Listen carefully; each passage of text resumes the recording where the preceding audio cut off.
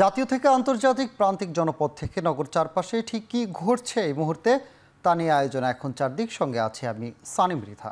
জনগণের কাছে ক্ষমতা হস্তান্তরে সরকারের বিচক্ষণতা নিয়ে সন্দেহ প্রকাশ করে সরকারকে উগ্রবাদ ও চরমপন্থা নিয়ে সর্বোচ্চ সতর্ক থাকার আহ্বান জানিয়েছেন বিএনপির ভারপ্রাপ্ত চেয়ারম্যান তারেক রহমান। বিকেলে সাভারে জুলাই অভ্যুত্থানে আশুলিয়া পুলিশ ছাত্র জনতার লাশ পুড়িয়ে ফেলার ঘটনাকে স্মরণ করে ঢাকা জেলা বিএনপি আয়োজিত নারকীয় আশুলিয়া সমাবেশে এ আহ্বান জানান তিনি। বলেন, শুধু সরকার পরিবর্তন নয়, গণতান্ত্রিক ইনসাফ ভিত্তিক রাষ্ট্র গড়ার জন্য মানুষ রাজপথে নেমেছিল। তাই বিএনপি গণতান্ত্রিক দল হিসেবে সুষ্ঠু নিরপেক্ষ নির্বাচনের দাবিকে অগ্রাধিকার দেয়। বিএনপি সরকার গঠন করলে দেশে স্থিতিশীলতা বজায় রাখার প্রতিশ্রুতি দেন তিনি। জুলাই সাভারে গণহত্যা চালানো হয়েছে দাবি করে ছাত্র জনতাকে পুড়িয়ে হত্যা করার ঘটনাকে কারবালার নৃশংসতার সাথে তুলনা করেন তারেক রহমান। একটি অন্তর্বর্তীকালীন সরকারের একটি অংশ নানা অপকৌশলের আশ্রয় নিচ্ছেন। অন্তর্বর্তীকালীন সরকার শিক্ষাঙ্গন, স্থানীয় সরকার কিংবা জাতীয় সরকার, প্রতিটি ক্ষেত্রে বিএনপি জনগণের ভোটে প্রতিনিধি নির্বাচিত করার পক্ষে।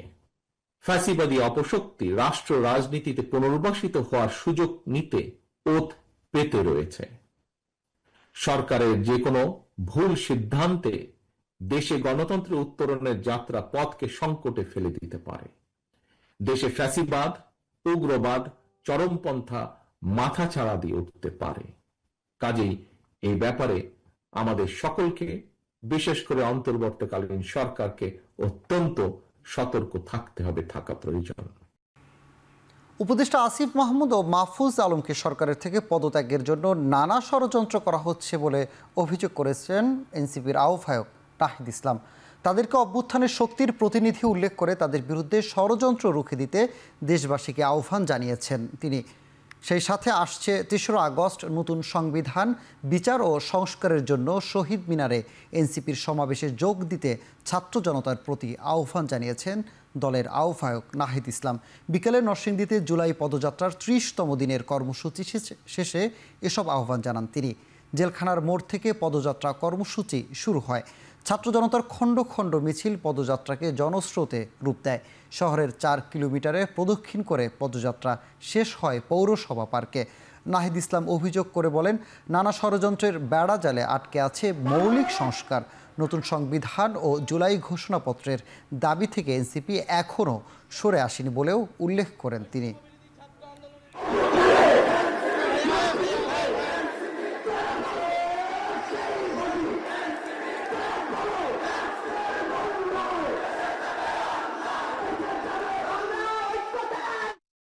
এই নতুন ছাত্র তরুণ জনতা নতুন স্বপ্ন নিয়ে বাংলাদেশটাকে গড়ার যে প্রতিজ্ঞা নিয়ে নেমেছে, এই প্রতিজ্ঞাকে ভুন্ডুল করে দিতে চায় কিছু রাজনৈতিক পক্ষ, ভুন্ডুল করে দিতে চায় কিছু স্ট্যাবলিশমেন্টের পক্ষ, ভুন্ডুল করে দিতে চায় কিছু বাহিনীর পক্ষ।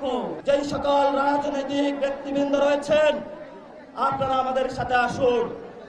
আমরা সংস্কারের সনদে ঘোষণা করি, আমরা বাংলাদেশের একটি ঘোষণাপত্র দেই, নতুন একটি বাংলাদেশ গঠন করি, যেই বাংলাদেশে আওয়ামী লীগের সংবিধান থাকবে না, যেই বাংলাদেশে বৈষম্য থাকবে না। নরসিংদীতে ভূমিদস্যুরা রয়েছে, সন্ত্রাসীরা রয়েছে, চাঁদাবাজ রয়েছে, আমরা তাদেরকে বিতাড়িত করতে চাই। কুমিল্লা মুরাদনগরে উপদেষ্টা আসিফ মাহমুদের বিরুদ্ধে ষড়যন্ত্রের প্রতিবাদে বিক্ষোভ সমাবেশে হামলা ও ধাওয়া পাল্টা ধাওয়ার ঘটনা ঘটেছে। এতে এনসিপির 10 থেকে 12 জন সমর্থক আহত হয়েছেন। বিকেলে মুরাদনগর উপজেলা সদরে এ হামলা ও ধাওয়া পাল্টা ধাওয়ার ঘটনা ঘটে। বিকেলে পূর্ব ঘোষিত কর্মসূচি অনুযায়ী সদরের আল্লাহ চত্বরে এনসিপির নেতৃবৃন্দ সমর্থকরা বিক্ষোভ নিয়ে সমাবেশে জড়ো হন। এ সময় সমাবেশ লক্ষ্য করে পার্শ্ববর্তী জেলা পরিষদের মার্কেট থেকে বেশ কয়েকটি ইট পাটকেল ছোড়া হয়। এরপরে দুপক্ষের মধ্যে ধাওয়া ও পাল্টা ধাওয়া ও হামলার ঘটনা ঘটে। এতে এনসিপির 10 থেকে 12 জন সমর্থক আহত হন, যার মধ্যে একজন ইউপি সদস্য রয়েছেন। পুলিশ জানায় এনসিপির সমর্থকদের আহতের বিষয়টি তদন্ত করে দেখা হচ্ছে। হামলার সাথে জড়িতদের বিরুদ্ধে দ্রুতই ব্যবস্থা গ্রহণ করা হবে।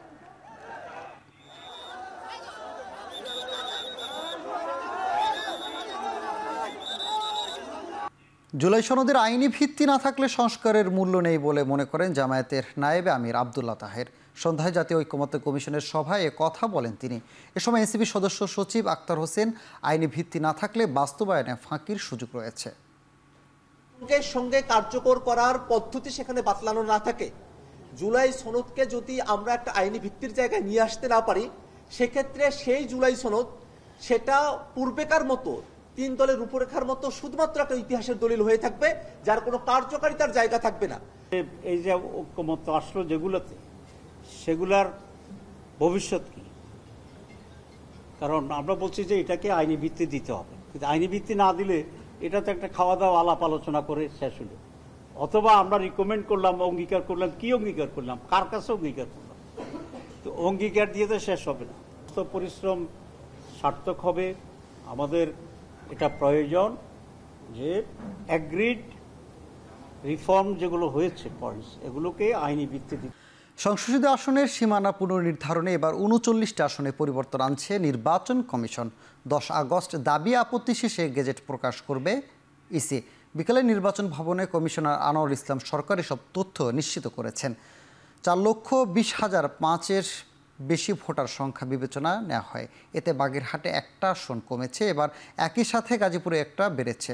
সীমানা নির্ধারণ আইন 2021-এর 6 ধারা অনুযায়ী 16 জুলাই 9 সদস্য বিশিষ্ট কারিগরি কমিটি গঠন করা হয়। ঢাকা 2, 3 এবং 10 আসন মিলিয়ে অন্তত 6টি আসনে পরিবর্তন আসছে, যা আসনগুলোর মধ্যে সর্বোচ্চ। এছাড়া গাজীপুরে 5টি, নোয়াখালী, কুমিল্লায় 4টি, নারায়ণগঞ্জে 3টি এবং পঞ্চগড়, সিরাজগঞ্জ, সাতক্ষীরা, শরীয়তপুর, সিলেট, ব্রাহ্মণবাড়িয়া, চট্টগ্রাম এবং বাগেরহাটে 2টি করে আসন আর রংপুর 3 আসনে পরিবর্তন আসছে। রংপুরের গঙ্গাচড়ার ঘটনায় কাউকে ছাড় দেওয়া হবে না, জড়িত সবাইকে আইনের আওতায় আনা হবে বলে হুঁশিয়ারি দিয়েছেন স্বরাষ্ট্র উপদেষ্টা জাহাঙ্গীর আলম চৌধুরী। দুপুরে সচিবালয়ে সাংবাদিকদের সাথে আলাপে এ কথা বলেন তিনি।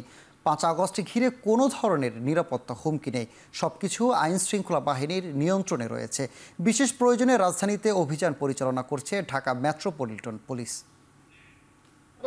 কোনো ধরনের কোনো নিরাপত্তার কোনো সমস্যা নেই, সবকিছু আল্লাহ দিলে ভালোভাবে।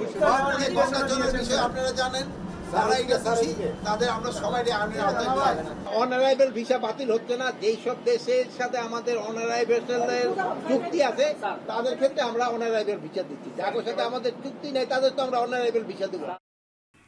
কেবল অপারেটর্স অ্যাসোসিয়েশন অব বাংলাদেশ কবের নতুন কার্যনির্বাহী কমিটি ঘোষণা হয়েছে। সভাপতি নির্বাচিত হয়েছেন সাইফুল হোসেন সোহেল এবং সাধারণ সম্পাদকের দায়িত্ব পেয়েছেন সৈয়দ মোশাররফ আলী চঞ্চল। গুলশানে একটি হোটেলে নবগঠিত কমিটির ফলাফল ও দায়িত্ব হস্তান্তর করেন কোয়াবের নির্বাচন বোর্ডের চেয়ারম্যান আক্তার হোসেন।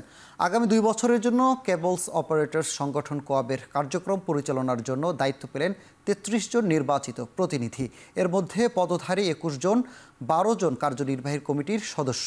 উপস্থিত ছিলেন নির্বাচন পরিচালনা বোর্ডের সদস্যসহ নবগঠিত কমিটির সদস্যরা। কোয়াবের সদস্যদের সমস্যা দূর করে সংগঠনকে এগিয়ে নেওয়ার কথা জানান নবনির্বাচিতরা।